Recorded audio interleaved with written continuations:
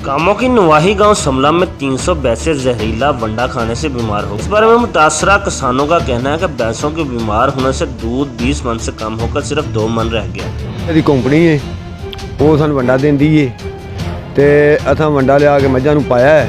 अगे भी पाते सां हुण भी पाया है। हुण ये वंडा उन्हां के जी अगे नालों 50 रुपये महंगा है तो बेहतर वंडा हो गया। मझां दुद्धों वधण गईयां। असां वो लिया के पाया है मझां नूं। मझां शाम भी छड्ड गईयां ने ते बहरहाल साडे नाल बड़ी ज़्यादती हुंदी है पई ते साडा कोई हल कीता जाना चाहिए है। ते वेखो साडा 2.5-3 लाख की मझ है कि जिहड़ी साडी पई है। जबकि वेटरनरी डॉक्टर का कहना है कि वंडा के सैंपल लेबॉर्ट्री को टेस्ट के लिए भिजवा दिए गए हैं। मुतासरा किसानों ने कीमती भैंसें किस्तों पर हासिल कर रखी हैं। मुतासरा किसानों का आला हकाम से वंडा कंपनी के खिलाफ कार्रवाई का मुतालबा।